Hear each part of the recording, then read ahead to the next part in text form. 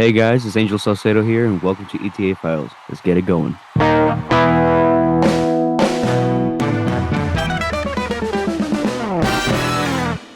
Ladies and gentlemen, thank you so much for joining me this week on ETA Files. We have the one, the only Angel Saucedo. Thank you so much for coming on, man. How you doing? I'm pretty good, and yourself, Ryan? Doing great, doing great. I'm fascinated by you. Just got to be honest. I saw you, so I heard about you. Mm-hmm. And there's one thing of like hearing about you, and it's weird how I heard about you. I heard about you for the first time, I think, and really saw you for the first time with an interview I did with Dorian Alberti, and Yeah, yeah, yeah. he had made some costume items for you and whatnot, and that poked my interest. And then you came up to Elvis Explosion, That's right. Yes. and a lot of people, were like, "Who is this guy?" And I just was immediately, interested because I watched how you conducted yourself. I watched how you would sing like after parties. We'll get into your voice and all that in a second. Come to find out, you're Right. only 21 years old. You obviously get in the top 10 at Elvis Explosion, and just phenomenal. Uh, I'm really interested in having your story. So thank you so much for coming on this week. No, thank you for having me here. Really, I've been seeing a lot of your interviews. I'm like, man, I hope he calls me someday. Well, here it is, man. Here it is. So let's get into it, man. You're a young buck, dude, 21 years old. That's Uh, right. how did you get started in this Elvis business? I know you're a singer, man, but I mean, how did you get started in the Elvis stuff? Tell me a little bit about your background. Well, see, I've it's a story I've told many, many times, but I enjoy telling it every time. I get to relive those memories. So, I have this little guitar. I don't know if you guys can really see it, but there's a shelf up there, and there's a special little like Christmas ornament. I'm pretty sure you guys have probably seen them before. They're like the little tiny guitars with like a picture of Elvis on it. You would press a button, they'd play like some song. So my mom had a very specific one that was it had Elvis in the '68 comeback, but he had like a blue shirt or something like that. I don't know what it was. And it played Blue Christmas. So I would always see it. I was like 3 years old. And I was like, Mom, who's this guy? I don't know. Like he just looks cool. He's like, oh, that's Elvis Presley. And I'm like, okay. So I'm like now I'm going around the house like, popping my collar like this all the time, oh, I'm Elvis, I'm Elvis. And many years pass by and I get into music school and well, like music class in middle school. And my teacher, he just kind of teaches about music, and I'm like, you know what? I want to learn how to play the guitar. And I think we've all went through that little phase when we were younger, bad grades and stuff like that, you know what I mean? So that happened, and my dad's like, you know what? I'm gonna ground you. If you don't start getting your grades up, I'm gonna ground you for 1 year. What am I gonna do for 1 year? So he does that. I'm grounded for a year and stuff like that. And I'm like, what in God's name am I gonna do? My dad, many years ago before that, he gave me a guitar that he found in Wisconsin, which is look actually the funny thing, he found that guitar that he gave me in La Crosse, Wisconsin when he used to live there and work there. Wow. Yeah. So I'm like, what am I gonna do? So I'm like, I grabbed that guitar. I was like, I'm just gonna, piss off my dad and just make a whole bunch of noise. He's like, you know what? If you're gonna make all that noise, just go back outside or something. So he kicks me out to the back, and I'm like, well, I'm by myself here. Who am I gonna piss off? So might as well. I might just learn one song, and I didn't know who.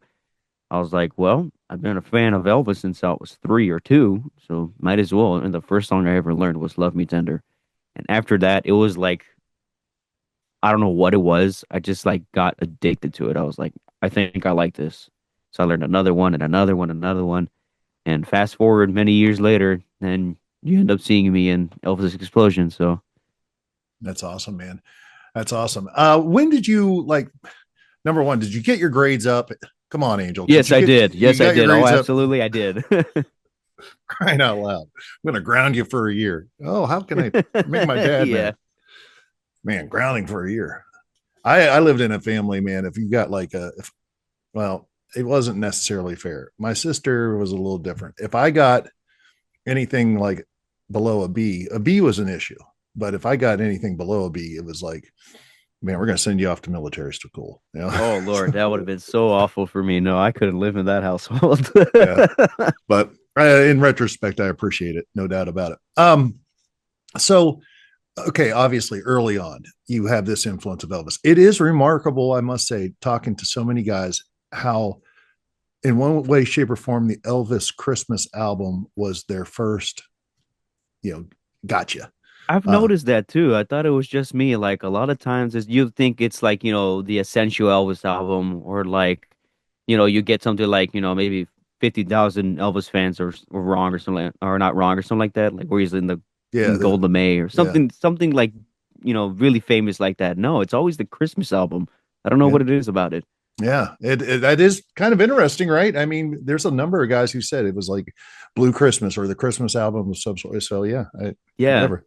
Um, but so you're growing up and you have this thing, and I don't know about you. Whenever I was growing up, liking Elvis probably wasn't the coolest thing in the world. But Yeah, same it here.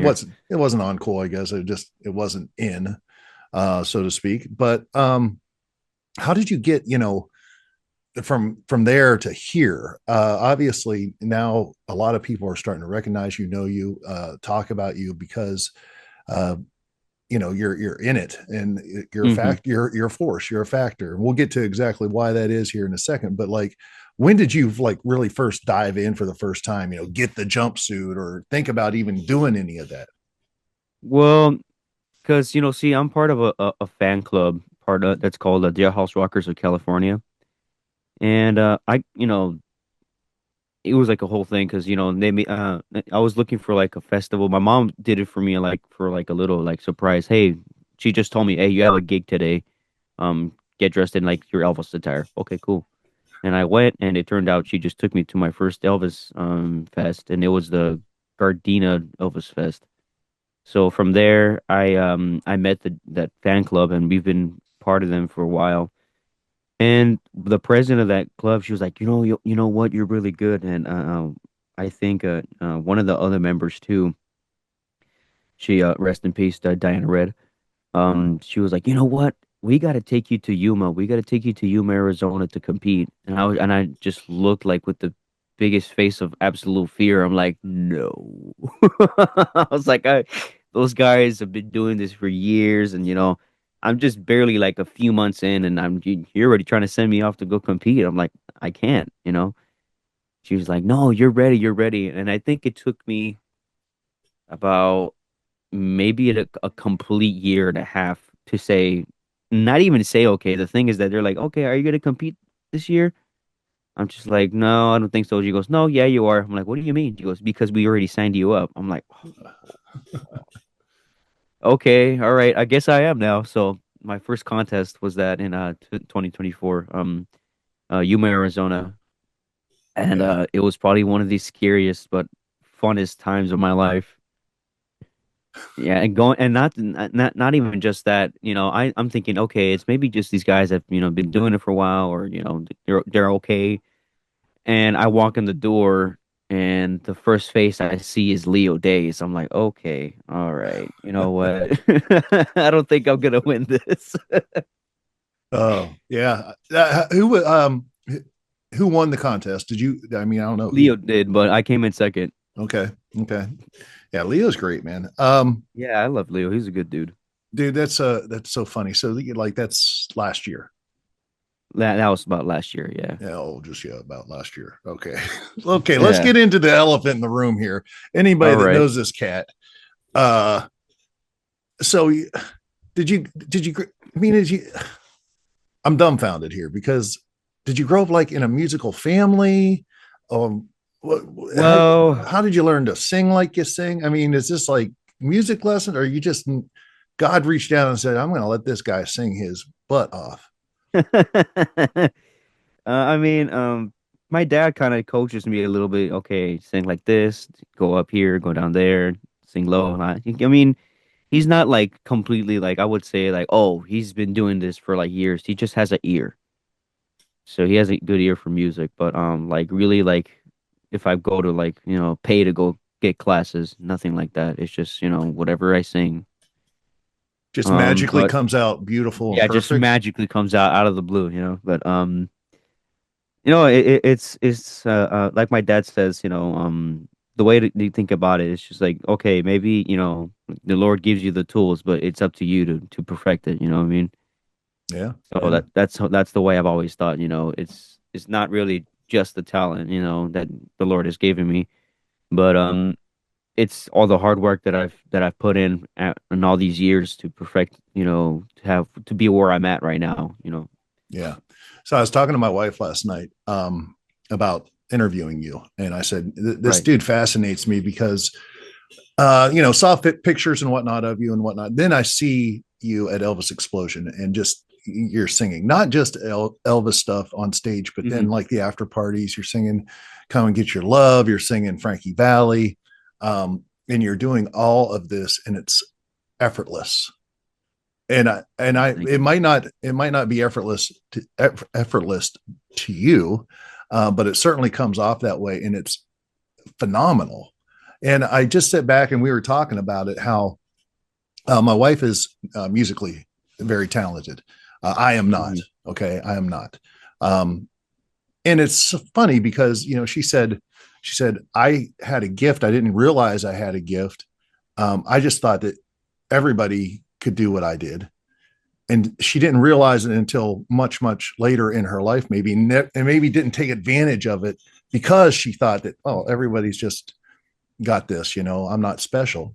um, I've realized early on I don't have that gift, and I just overcompensated maybe by hard work. But you're one of these cats, man. um, 21 years old, can't get Right. over that. 21 years old, and really, really got a big gift, man, that Thank not you. everybody has. And I don't know even how to quantify it or explain it, because watching it is absolutely mesmerizing. Listening to it, I don't get juiced up on listening to stuff all the time. Right, Um, right. I've been in this business. I've seen some great entertainers, been to the circus, seen all the strings, but there was something about Hmm. you, dude, that like, man, I had to watch. I had to watch and listen, and it's a special gift, man. I mean, do you recognize that you have that? Well, I just like to say I'm a well-rounded musician, I try to be. A well-rounded entertainer, I try not to stick to one genre, if anything. That way, if somebody calls me and says, "Hey, we need this," okay, I can do that. And somebody else calls me on another side, "Hey, I want to do R&B," okay, I could do that. Or somebody else calls me and say, "Hey, I want to do country," I could do that. That way, I don't limit myself to just one genre, and that way, my doors are more open to other places. I don't think you get it. I don't think you get it, Angel. You're like, well, I try to sing R&B and country, and I can do all these things. Most people can't. I mean, you got a gift, dude. I mean, Thank you, appreciate it. it's special. And like I said, effortless. The thing that really got me going, man, and man, it gave me chills. I get juiced up just thinking about it. You're up there.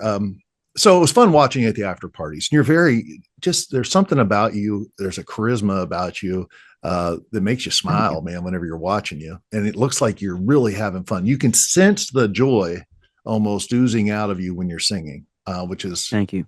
it's a, it's a beautiful thing. You can't fake that. But when you were singing in the semifinal round in particular, man, you have a certain ability that not everyone has, who is an amazing vocalist. I mean, there are some great vocalists, and you went up against some great vocalists. Jesse Aaron is a perfect example of this. Oh wow, yeah, he's a pretty hard hitter, and he, Yeah. he was pretty difficult. I'm not gonna lie. When I found out I was competing against him, I was like, oh Lord. I was like, And okay, and Jesse is phenomenal. And in no way, shape, or form am I saying this. Everyone's different. Okay. yes, I'm not absolutely. saying this in a way that is untoward towards Jesse. Jesse sings, and it's amazing. All right. What I Hmm. loved about some of your performances, though, and some of the song choices, I think that's part of it too, song choice. But you picked some songs like "You'll Never Walk Alone," and man, as you sang it, you felt as if you were feeling it. Number one, you could get the Hmm. emotion. It was more than just singing beautifully. It was the emotion was real.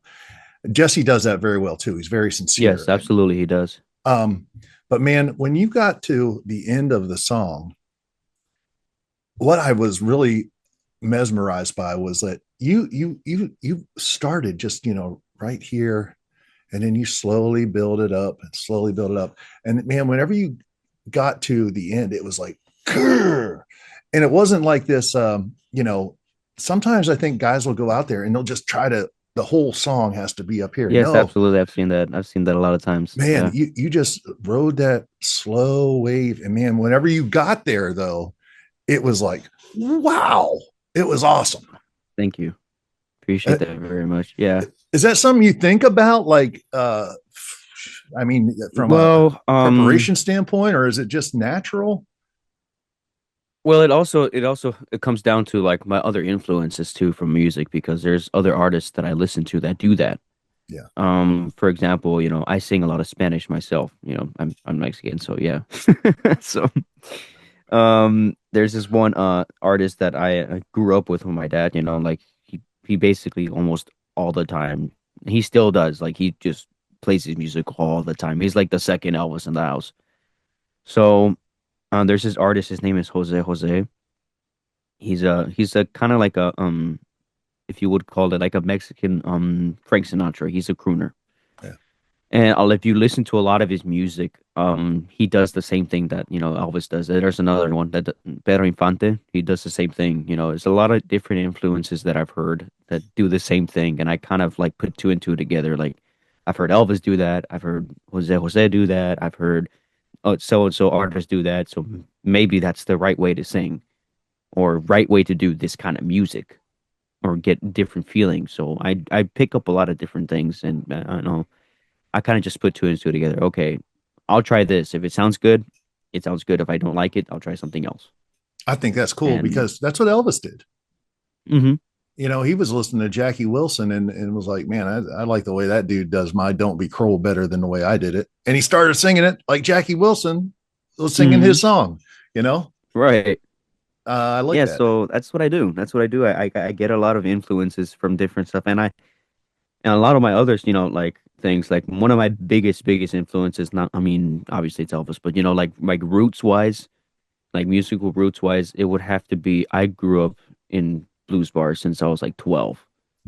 And like old blues bars. So like the real cats from like, Louisiana, like, all those like southern people just come in and just start playing blues, and that's where I learned.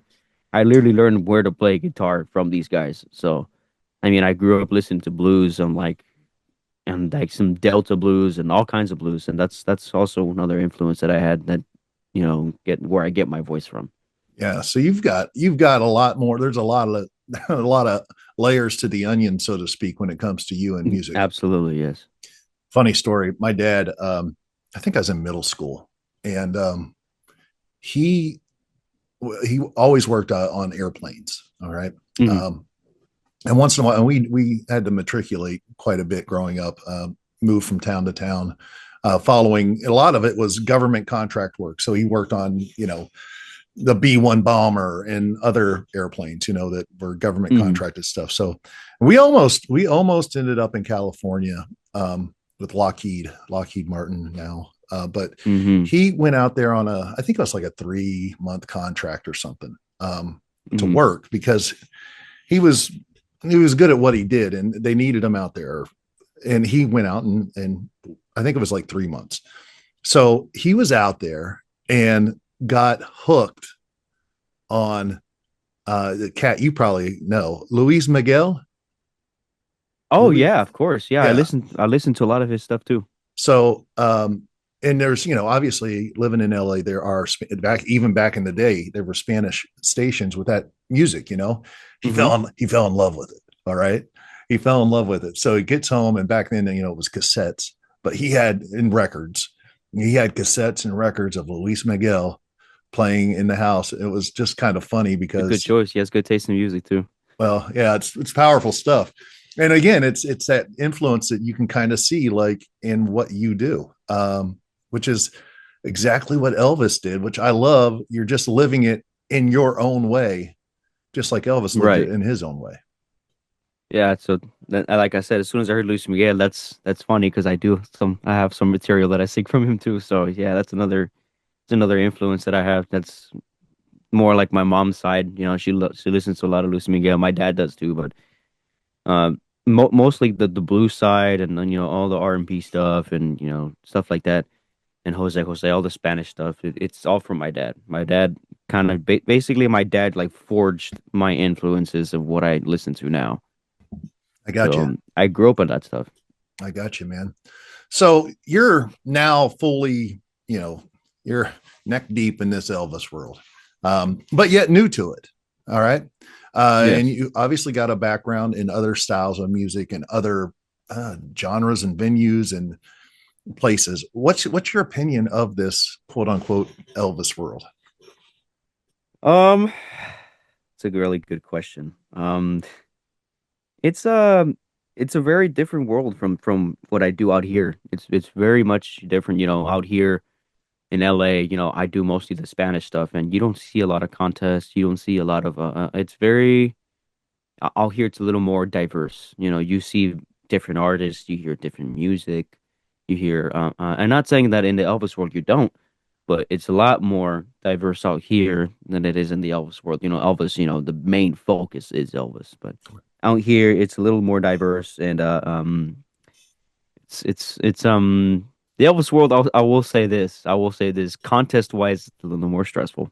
Yeah. You know what I mean? It's a little more stressful, but at the end of the day, you still have a lot of fun, and you make a lot of good friends that I still talk to this day. Like I said, Dorian. I met him for the first time in Vegas of last year, and we've still been friends till now.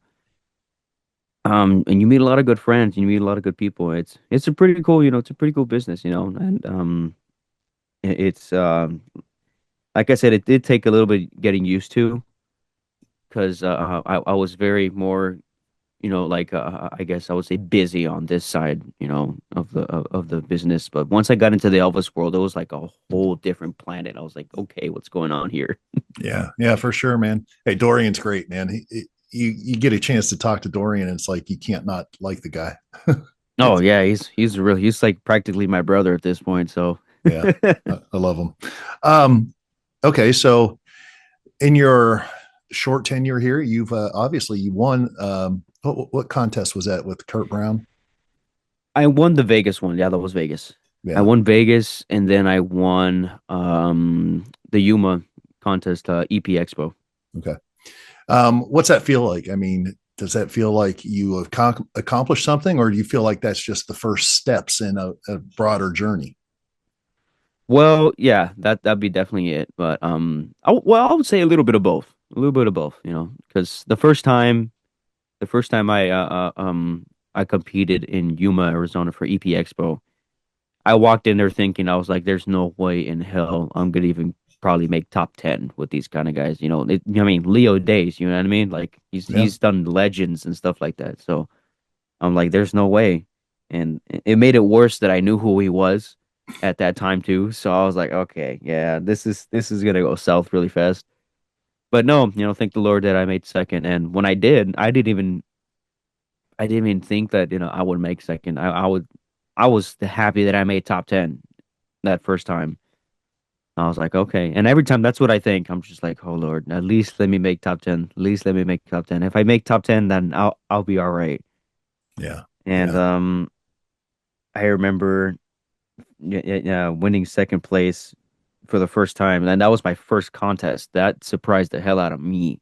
Yeah. I was like, I'm surprised I made top 10, let alone second place against Leo Days. That's almost unheard of to be like, in your first contest and just right off the bat. Yeah.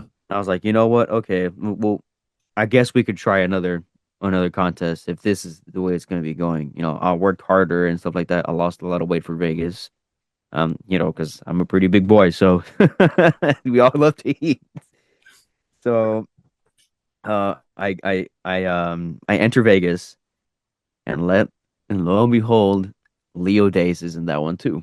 Uh, So everybody was like, and I didn't even realize until my dad told me, and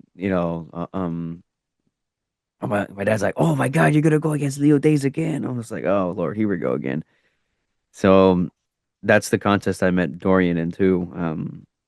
yeah. And I'm like, okay, they called top 10. I made it. I'm like, all right, step one, we're good.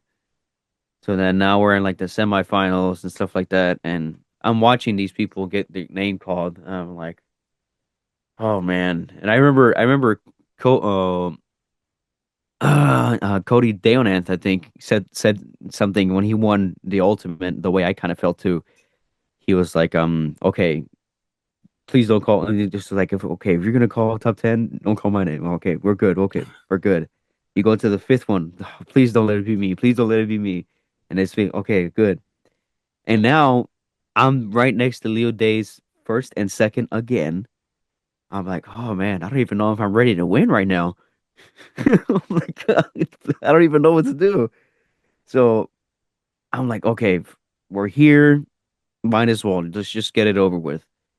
And I remember Ronnie was emceeing for that too. And Ronnie kind of just had this look on his face like he already knew. I mean, Yeah. obviously he knew, but like he knew, I feel like he knew the way I was gonna react. So he was waiting on it. He was milking just like the whole like suspense and he was just staring the whole time. And I was just like, Ronnie, would you please hurry up? I want to know who it is already. Yeah.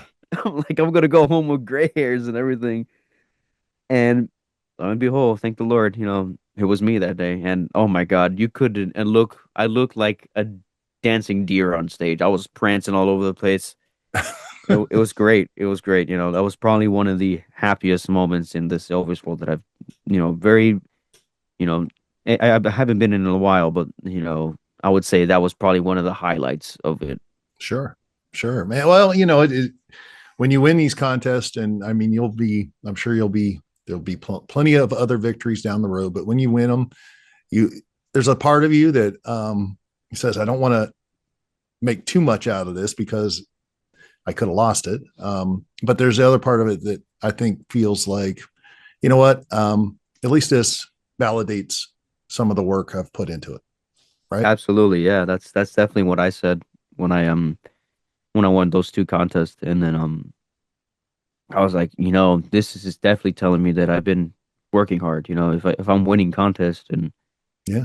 or making second place in contests, that definitely validates what I've been doing. And then I go back to Yuma, Arizona, and then win that one. So that was good. So it was like a full circle. I went second place, and then I went Vegas, and then I went to Memphis after that because it was a qualifier, and I come back and then I come back to the first contest I ever did and then win that one. So it was like a full kind of like full circle journey for me. Yeah. Yeah. Very good, man. Let me ask you about the ultimate. Um, Yeah, yeah. what's your thoughts on it? Do you see that as a goal in your life moving forward? Is that important to you? Does it matter? Is it everything? Well, Ryan, I guess that's like the question of the year. You're probably gonna get some exclusive like TMZ exclusives right now. So Let's get it, baby. Come so on. yeah. So when I went to the the Ultimates, I was thinking, you know what? This is basically just go for gold. Whatever happens, happens. And one thing I wanted to do, I already did. I'm already here. That's what I wanted to do. I've always wanted to go to Memphis and go to Graceland, and they give you that tour. I was like, if I'm already here, I'm doing this. And for those of you that watch, you already know I didn't make it.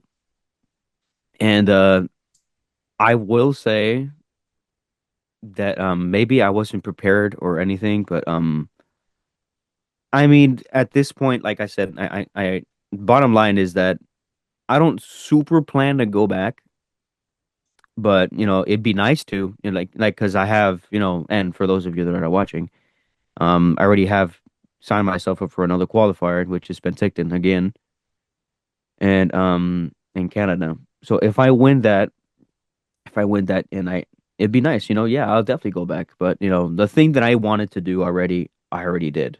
So I wouldn't say that I really don't see another re reason to go back, but like my main goal, I kind of already accomplished. I went to go see Elvis. I got to see Graceland. I got to see all the exhibits. But bottom line is that I went to go visit Elvis in his Yeah. house. Yeah. That was my biggest goal. I mean, winning winning the ultimate, I mean, it's definitely a goal. Um, it's you got to go to the top, but there was one goal that I felt like that I accomplished and that almost surpassed that. And I was like, you know what? I kind of did what I wanted to do already for years. It was something that, because you see, winning the ultimate came around after the fact that I started getting into the music, but my life's goal, definitely, I wanted to go see Elvis. That was my thing. Like I've been thinking about that since I was like maybe maybe Yeah. 5 to 4. So once I did that, it kind of felt like I would say not a void, but something that I've always wanted to do for years was finally accomplished. And it's like that feeling of, when you eat after you're full and you just say, I don't think I need anything else anymore. Hmm. I don't think I really need that. It'd be nice to eat the next day, Yeah. but I did what I wanted to do. I It's don't, pretty, so if I go back, great, but I did what I wanted to do. yeah. It's pretty overwhelming. That was your first time, obviously, in Memphis, right? Yes.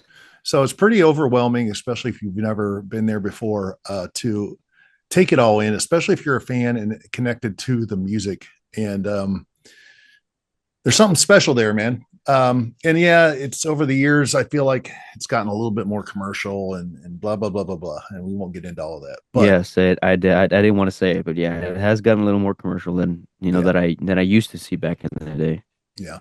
But certainly the spirit of Elvis and his music lives on, and there are moments and times and places throughout Memphis where I would go, and some of the stuff, off the beaten path and whatnot, and you can feel it.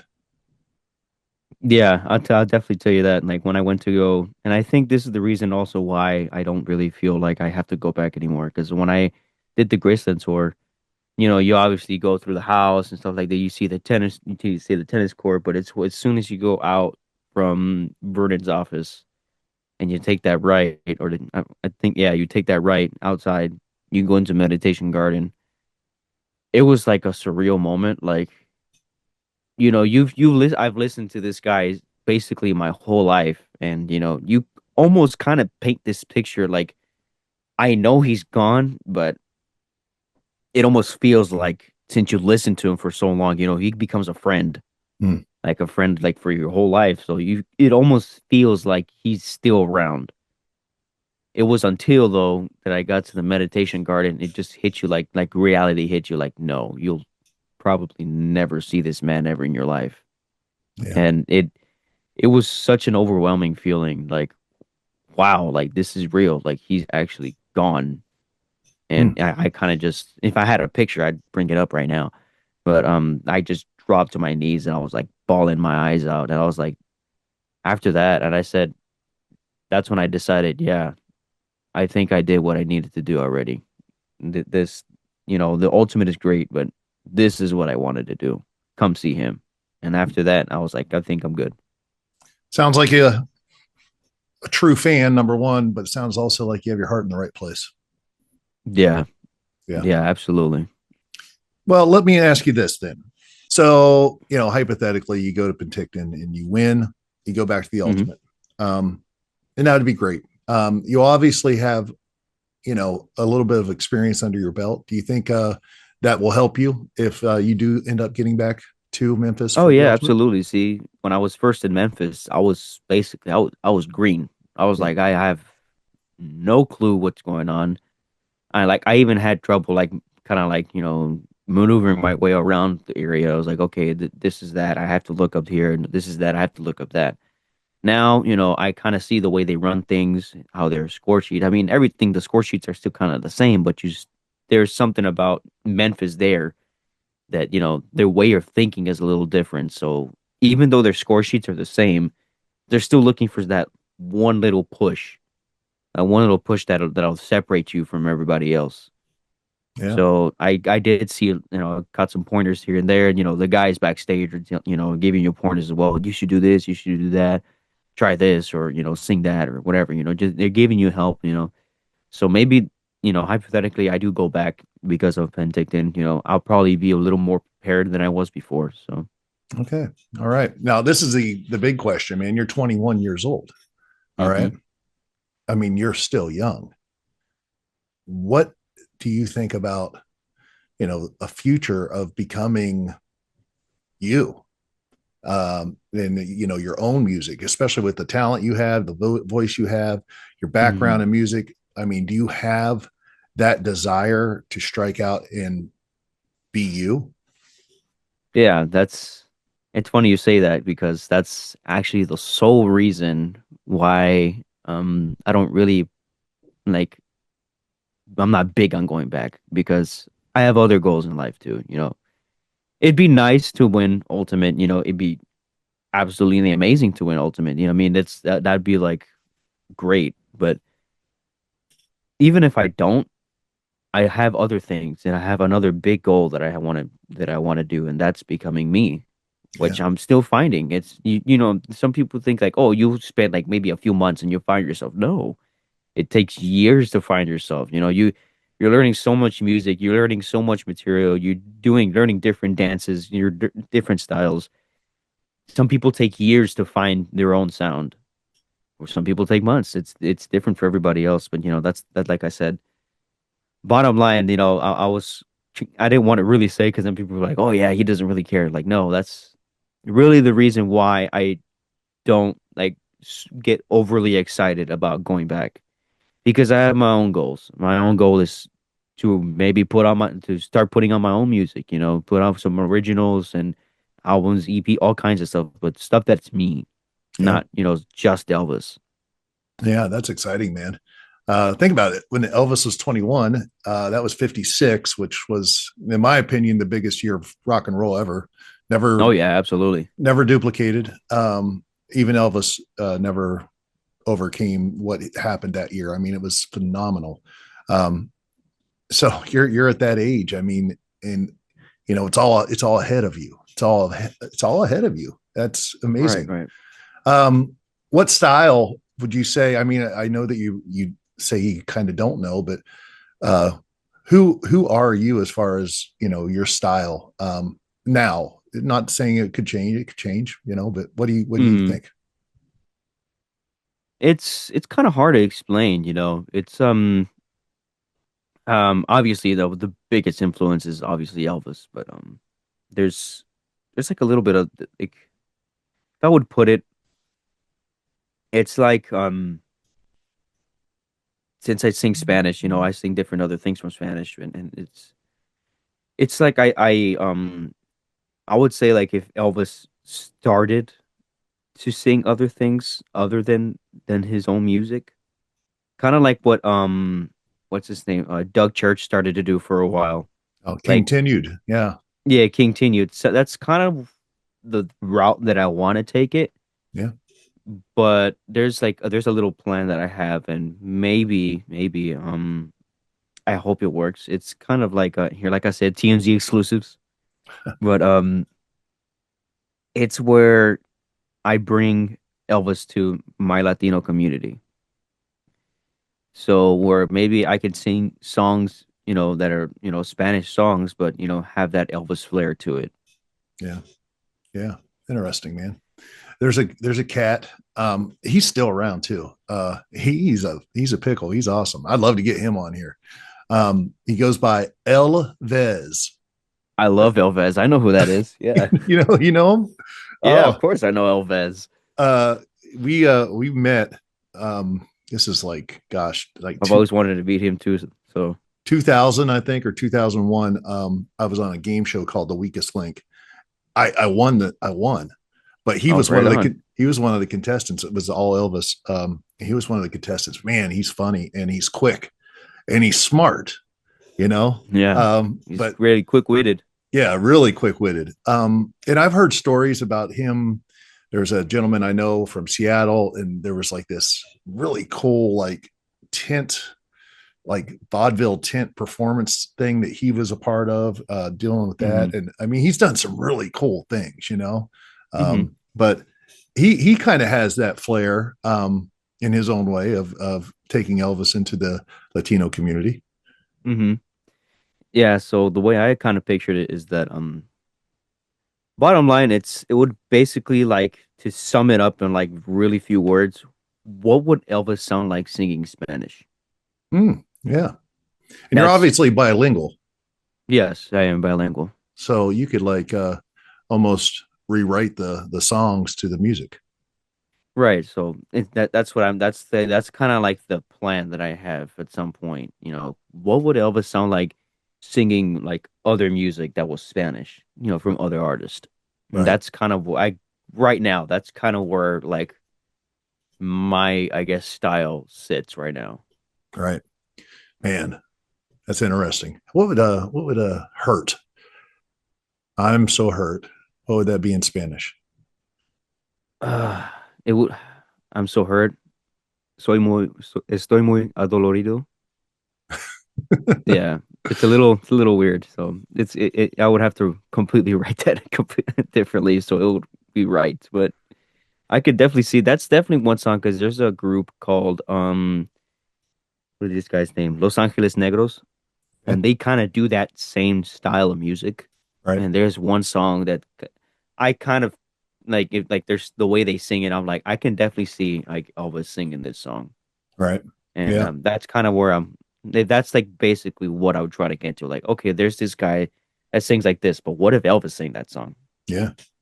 Yeah. Yeah. I get it, man. I get it. There's so much out there, man. And the thing is, like, I don't see any ceiling in terms of you hitting it vocally. Like, I feel like you can do anything, man.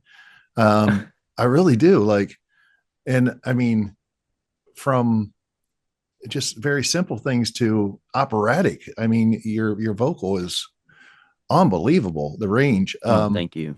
But I there's certain things I could just see you doing. Like one of my favorite groups, and people laugh at me. I love Il Divo. Do you Oh, know who they yeah, are? I like Il Divo too. I I love it, and man, it's just like, but it's really powerful, and they're singing these songs in different languages and whatnot. Right. I like when they sing My Way to all together. Oh man, it's great. Hallelujah.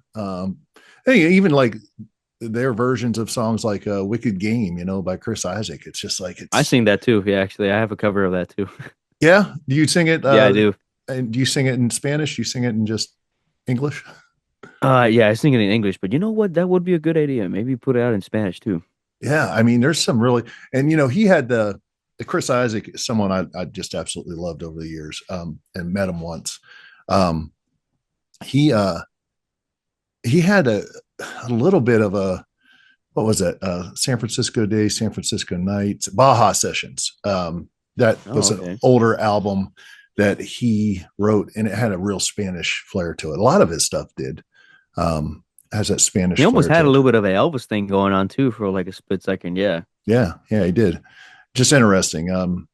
Blue Spanish Sky. There's some really good songs, man. I just like, and Oh, I right like on. how he's kind of a crooner, just that voice. Special, man. I love it. Oh yeah, yeah. He's great. I love Chris Isaac. You could do anything you wanted to do, Angel. How does that make you feel? Well, I definitely get called a lot, so Yeah. yeah. You work a lot in town. Yeah, I do a lot of local stuff, like, bars, restaurants, and little venues here and there. But yeah, I try to keep myself busy. How often a week do you work? Do you work weekly? Do you work, is it monthly? How's it go? I work kind of like monthly, there's like maybe 3, 4 events here and there, but like big events, then there's like little restaurants or like, house parties, like I said, I try to keep myself open to everything. There's no event too big or small. So That's awesome, man. Where do you see yourself 10 years down the road? You're 31 years old. You've hopefully making my own music and putting out, my own original songs and with and also new wardrobe by Dorian Alberti. So yeah, that'd be great. Oh, he'll hook you up, man. He'll hook you up. Oh yeah, absolutely. I saw the jumpsuit that he made for you. And how many beads did he say it had? Oh, for the Cherokee suit, that's right. That has I think over 6,000 beads or something like that, and he put that all together in 2 weeks, right before I headlined in Vegas actually with Kurt. Yeah, He had me headlining for the Vegas Elvis Fest with Cody Ray Slaughter, Bill Cherry, I think Jesse too, and who's the other guy? There was another guy. I forgot who it was. I think, and also myself. yeah, the beautiful Yeah, suit. yeah. Oh, thank you. Yeah, that was an original design. So I have a few more that I want to put out. There's one that I have called. It's called the what's it called? It's called the feathered serpent suit. Okay, And it's I kind of took inspiration from the dragon suit, from like 74. yeah, But there's a deity in Mexica culture. oh yeah, It's called you've probably heard of it. It's called Quetzalcoatl. oh yeah. We talk Yeah, about him on my so other podcast quite a bit. Yeah, oh yeah, yeah. So that I want to have a suit depicting Quetzalcoatl, but instead kind of like in the way that the dragon suit is. So like where like his head's probably like around here, go down like maybe a little bit down the chest and go down the leg into the kick pleat and flare on the kick pleat. So very very interesting. yeah, Very interesting. Your family is from you? Is it Mexico? yeah, they're all Okay. from Mexico. What Well, part? well, my dad is from a little. They're all from little towns. Like from so my dad is from a little town called Quiroga, and my mom is from a town called Apatzingan. But my grandpa, then that's where you go into like indigenous Mexican. So that's where my indigenous side, like all that stuff comes from. Right, right. Any Native American connection? Could be, yeah. Well, my grandpa, because he sits. Well, yeah, we would like to say it's Native American. It's still me technically Mexican, but Right. he's so close to the border that it's their customs are very, very, very similar. So, yeah, in a way, yes. Yeah, I got it, man. Dude, I love going down to Mexico, South America, Central America, like researching all the old gosh, all the megalithic structures, all that stuff, man. I Oh, just yeah, that's all my stuff. Like I said, look at my room. Like, yeah, I love it.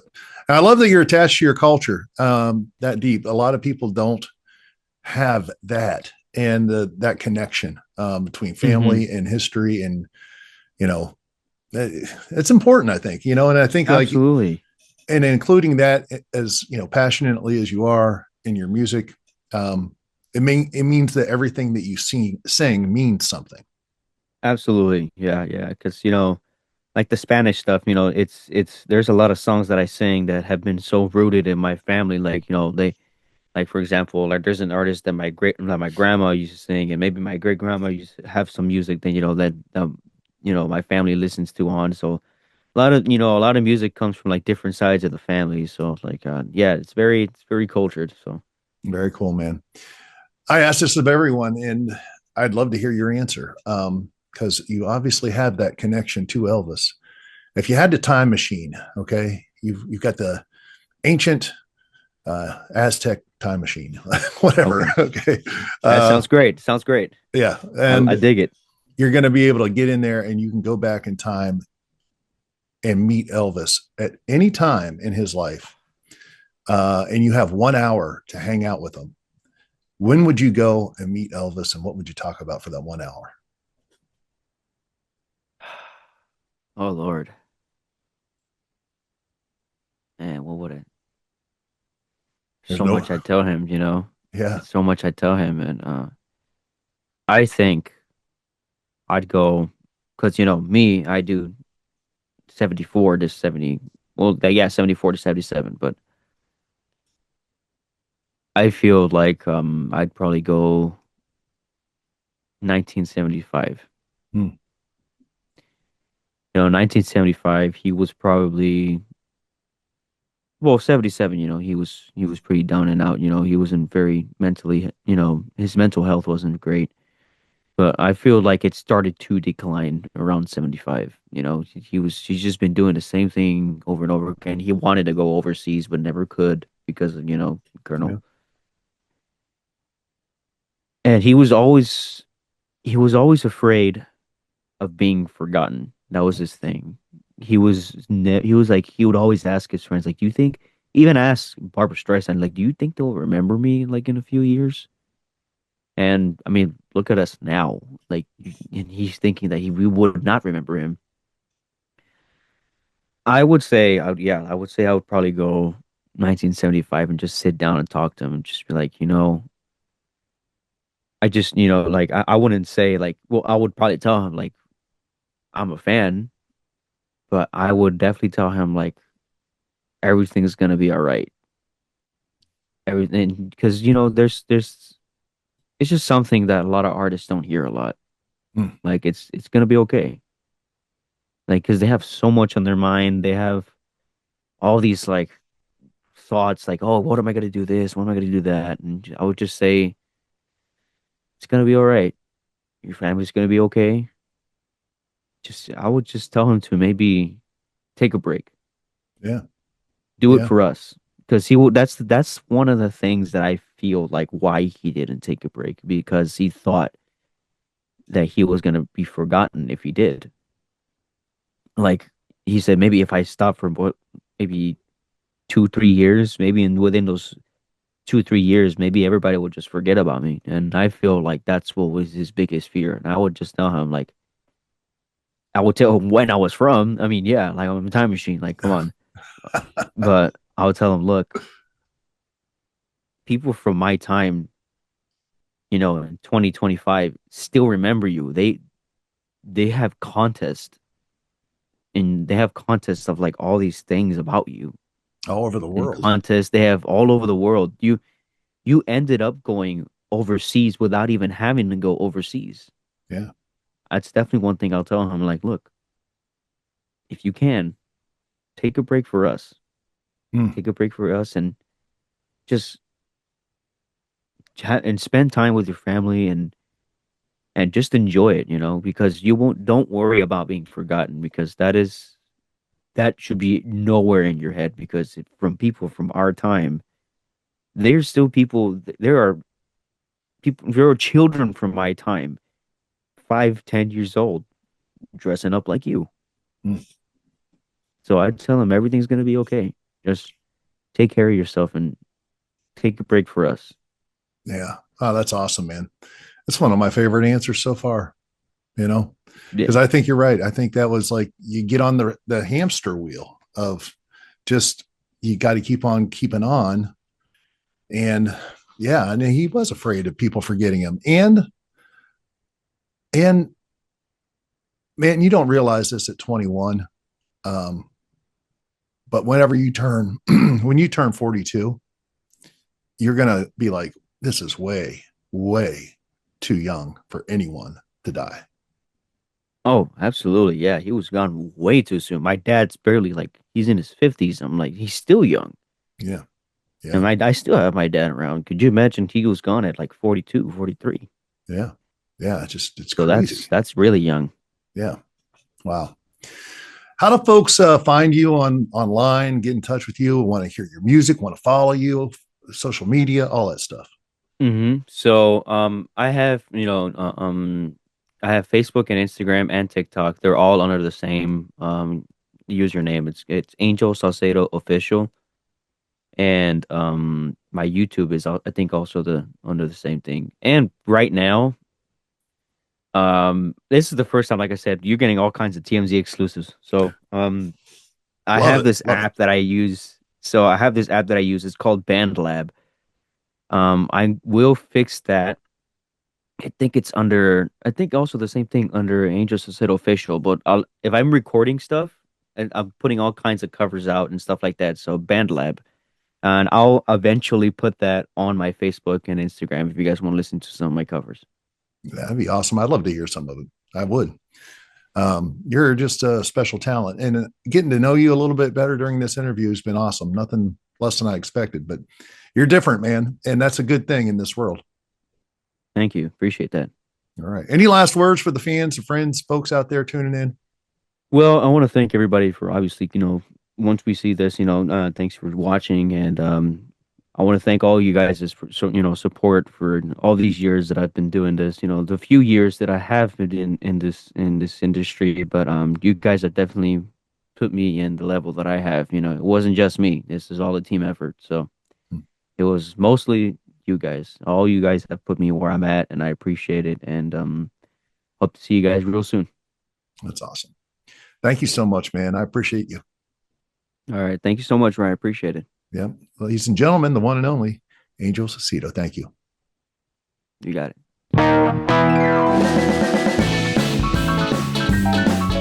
Thanks for tuning in this week to the ETA Files.